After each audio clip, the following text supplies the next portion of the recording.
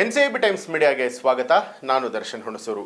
ಬೆಂಗಳೂರಿನ ನಮ್ಮ ಮೆಟ್ರೋ ಹಳದಿ ಮಾರ್ಗಕ್ಕೆ ಚಾಲನೆ ನೀಡಿದ ಪ್ರಧಾನಿ ಮೋದಿ ಅವರು.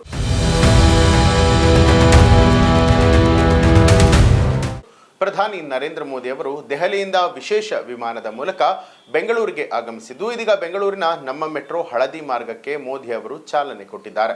ಹಳದಿ ಮಾರ್ಗವು 19 ಕಿಲೋಮೀಟರ್ಗಿಂತ ಹೆಚ್ಚು ಮಾರ್ಗದ ಉದ್ದವನ್ನ ಮತ್ತು 16 ನಿಲ್ದಾಣಗಳನ್ನು ಒಳಗೊಂಡಿದೆ.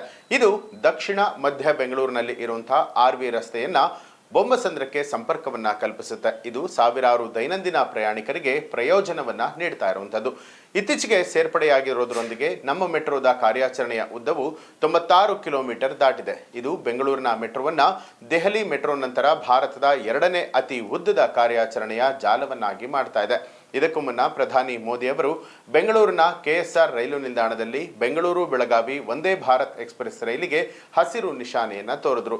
ಈ ವೇಳೆ 2 ಉತ್ತರ ಭಾರತ ರೈಲುಗಳಿಗೆ ವರ್ಚುವಲ್ ಮೂಲಕ ಚಾಲನೆಯನ್ನ ಕೂಡ ಕೊಡಲಾಯಿತು.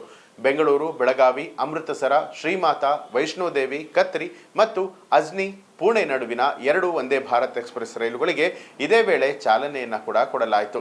ಇನ್ನು RV ರಸ್ತೆ ಅಂದ್ರೆ ರಾಗಿಗುಡ್ಡದಿಂದ ಬೊಮ್ಮಸಂದ್ರದವರೆಗೆ 19 ಕಿಲೋಮೀಟರ್ ಕಾರಿಡಾರ್ ಹಂತ 2ರ ಅಡಿಯಲ್ಲಿ ದಕ್ಷಿಣ ವಲಯದ ವಸತಿ ನೆರೆಹೊರೆಗಳು, ಕೈಗಾರಿಕಾ ಕೇಂದ್ರಗಳು ಮತ್ತು ಟೆಕ್ ಪಾರ್ಕ್ಗಳನ್ನು ಸಂಪರ್ಕಿಸುತ್ತೆ.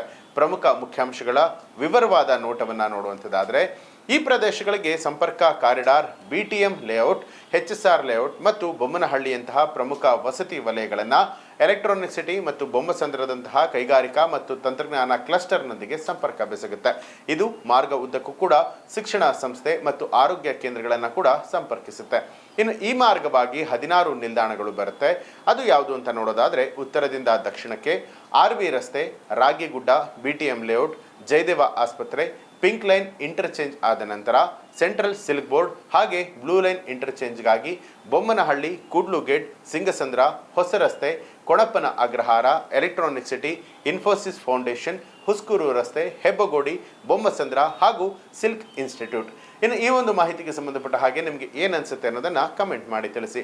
ಹಾಗೆ ನೀವು ಇನ್ನೂ ಕೂಡ ನಮ್ಮ ಚಾನಲ್ ಅನ್ನ ಸಬ್ಸ್ಕ್ರೈಬ್ ಮಾಡಿಲ್ಲ ಅನ್ನುವಂಥದ್ದಾದ್ರೆ ಈಗಲೇ ಸಬ್ಸ್ಕ್ರೈಬ್ ಮಾಡಿ ಬೆಲ್ ಐಕಾನ್ ಒತ್ತಿ.